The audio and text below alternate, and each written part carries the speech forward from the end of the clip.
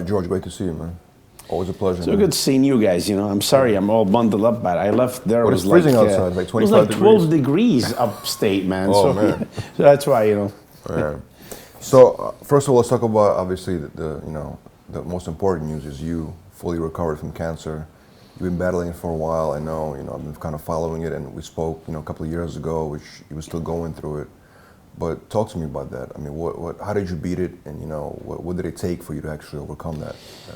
I'm so glad you asked that, because being the cancer was the easy part between you and I. You know what I mean? Because you got to have the right mentality. Everything in our life start, from here. Like, for some reason, I'm married to a doctor, and I know how doctors are programmed. Basically, it's all how your body works as physical. You're like a machine, okay? How this work, if this is missing, we give you this chemical and this. But in reality, man, we really have to go back to the mind. The mind is the most important thing. If your mind is in the right place, you can actually beat everything, believe it or not. You know what I'm saying? So it's really amazing. Like when I went to the hospital and, I found out like it's stage 3 to 4, like the doctor he's telling me, he's giving me percentage, like, I don't know, 17 or 25% maximum, he said to beat it. It's huge, it's big, it's everywhere. And I'm like, dude, I don't believe in that stuff. I said, first of all, why would you say this, in front of my wife? You know what I mean? Because my wife he goes, but she's a doctor. I said, it doesn't matter. She's still my wife. She's a human. You know what I'm saying? Of course. So, and that's why I changed that doctor, believe it or not. I went somewhere else. They kind of understood where I'm coming from. And even those guys, they kind of were looking at me like, like a deer in the headlights. When I told them, I'm going to beat it with the medicine, with your medicine, but of course I'm going to help you guys with the food and nutrition and they're like, yeah, okay, and then it's so funny. The first time I went there, man, to do my chemo, because you got to sit there for like 3 hours, three and a half hours to get the chemo in you and stuff. So they start bringing the food around. They bring me a bologna sandwich, bologna with cheese. I'm like, really? That's what you guys giving your cancer patient? And they're looking at me like, what are you talking about? I'm like, this is what caused cancer. You know what I'm saying? All that processed food and stuff. So it's so funny. Like I kept talking to them like this, and the doctor, they didn't really care. And then about 4 months into the things, my wife, she goes, oh my God, they want to meet with us. I hope everything is okay. She was worried. I'm like, honey, how is that going to be okay? What do you worry about? I said, maybe it's good news. I said, look at me. I'm gaining weight. People lose weight on cancer. I said, I'm gaining weight. I'm working out. I feel great. The pain is gone. So obviously some good news. So we went there, and these guys actually, they're offering me a contract, man, to work for them. The lady, she tells me, she said she's been there for 30 some years. She said she have never seen anybody recover that fast. Like in a matter of 4 or 5 months, the cancer was gone.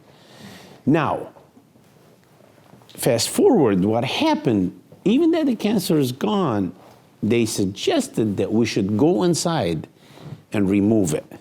You see what I'm saying? What kind of cancer was it? Well, it was a colorectal, went to colon, a bladder, prostate, and almost the kidney. Yeah, so it was like Crohn. So what and this is what I kept going back and I'm like telling my wife, I'm like, honey, I don't think it's a good idea. I feel great. I'm working out. There's nothing wrong with me, Yeah, but honey, they want to make sure. So, it doesn't come back 15 years later. I'm like, well, what about if they did the surgery and it comes back 15 later anyway? So all the doctors, because their medicine is set, they're like, oh no, you gotta do it, you gotta do it. You know what, man? And I'm telling you, I stand correctly and I say, I wish I never done that surgery, because that's when everything went backward. Remember at the beginning what I told you about your mind? You know what I'm saying? So now I went for the 13-hour surgery. I'm open for 13 hours, so obviously something went wrong. I flattened out. I'm not with them anymore. So I died. They brought me back.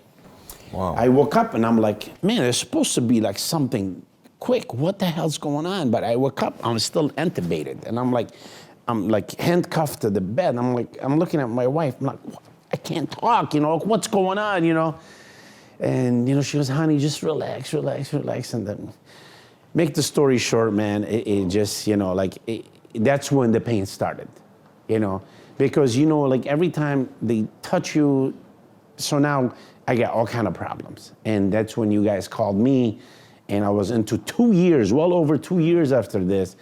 And, and I was just so upset because I was almost 200 pounds, you know what I'm saying?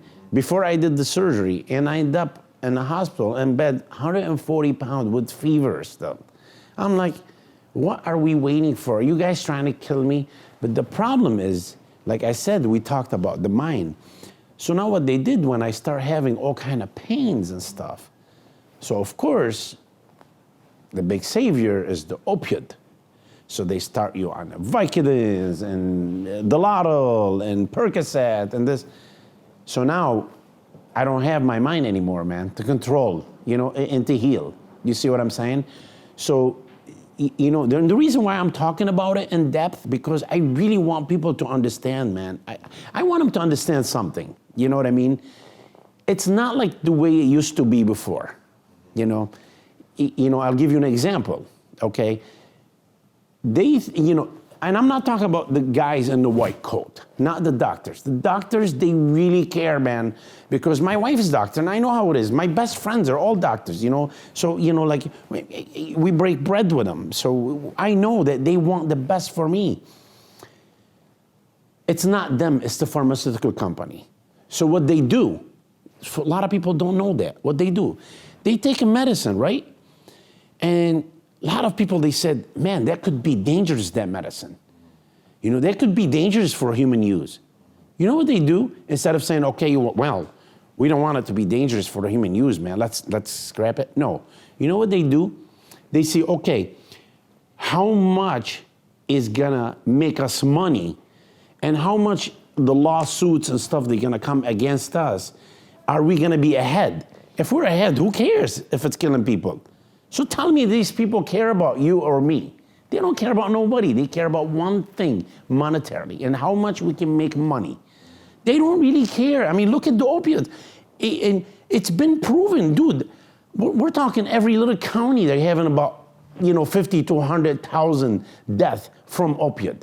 You know what I'm saying? And now finally, after all these years, they're doing something about it. And what they do, after they make all that money, and they're suing them. A lot of people suing them and stuff. How can you put my kid on this? And how can, you know what? They pay them money. Now they're ready to bankrupt. You see what I'm saying? But the thing is, in their mind, they're saying, you know what? I don't care paying $100 million in lawsuit if I'm making $2-3 billion in 2019 they made a profit $560 billion in the money US to pay only. off, right. Do you understand what I'm saying? I mean, it's $2.3 trillion industry, man. It's crazy. And the reason why I'm emphasizing and I'm studying that stuff and I'm really doing research, because I really want to pay it forward. Because what happened, dude, I kept going backward. And finally, you're not even going to believe what happened about a year or so ago, actually like a year ago. I'm looking at my wife, she's sitting next to me, and I can tell she's feeling bad, like, man, that's not the George, you know what I mean? A couple of times I didn't know who I was or where I am. Because of the opioid? Yes. I mean, the opioid and plus the infection I have. I kept having one infection. They don't know if, and then you have two surgeons. One guy worked on the bladder. The other guy was on the colorectal. So they're kind of well, it's not me. It's my part is not causing infection. Well, it's your part. I mean, I'm like, I don't give a crap whose part is it? And then I'm taking responsibility for it, right? Yeah. So this, it's everywhere. Don't think that this is just in any hospital. I'm talking, we went Everywhere. to Sloan Catering, to Cleveland Clinic. I mean, we saw the best. Remember, my wife, she's a medical director. You know what I'm saying? Yeah, so we seek the best, and luckily we have, the means to get, that. But in reality, this is, dude, what messed me up more and more. Maybe this surgery, it's to save me, but man, that was the worst thing I ever done. But what really messed me up is it's the opioid and all that, Were you drugs developing they give me. addiction to them? Because I didn't. Well, what happened is, you remember, dude, I'm like the least addict person you'll ever meet. I have no addiction personality whatsoever. But the thing is, I'm in pain. And your wife is a doctor, and she said, honey, you need it. I'm like, honey, I don't know. I feel so weird and stuff. So finally, like I said, about a year or so ago, man, my wife has shown me some pictures. She said, you remember, look how goofy you were looking. And this is like when I was like doing better, I'm thinking, right, to myself. Because we went to Italy, and I helped one of my guys run the show there. And I'm like, I'm While you were still going through this. Yeah. So this still is working. Yeah, so I was still in pain because I was still have couple supposedly surgery coming up to fix what's going on in me because I'm always in pain. So I'm taking the maximum time release opioid in the morning and another one at night, and in between another 20, 30 milligram here and there. And like I used to take 5 milligram and I'm on Queer Street. I don't know where I am anymore, So she showed me the pictures. I'm like, what do you mean? When was I over my sister? She goes, honey, New Year's Eve. I'm like, I was over my sister on New Year's Eve? She goes, yeah. I said, oh my God, honey, I don't remember anything. Nothing. I said, I have no recollection of this moment, I said, honey, I gotta stop that stuff. She says, but honey, you're in so much pain. How are you gonna sleep? I'm like, honey, I don't care. I'm gonna stop it. Well, you can't. You can't. You're taking that much opioid. You can't just, I said, honey, I'm gonna taper her off. How are you gonna do this? Don't worry, honey, I will tape. I promise you I will do it the right way. So what happened is I have a scale because I used to be in the diamond business when I was young, so I have a diamond scale. So I'll take some of this stuff. It's actually, not only the opioid, man, you have some stuff called gabapentin and some other stuff. It really, like, every time you try to stop it, you feel like shocking, and you're like, what the hell is going on? Like, oh my God, what the hell is this? Why am I taking all that stuff, So what I did, I start opening them, because some of them are capsule, and I take like 1 meg out of it every day, on the diamond scale. To decrease. And the same thing with the opioid. I'll cut it from 30 to 20, from 20 to 15, from 15 to 10, from 10 to 5, and then to 2, and then finally about 3 months after, boom, I'm clear. Now, you want to hear what's the funny thing? When I stop the opioid, the pain is gone. I don't have pain anymore. And I gained like 30 pounds. So what's that telling you? What the opioid's doing? What's that medication was doing for me? It's telling me that I'm in pain when I'm not. You know why? So I can take it.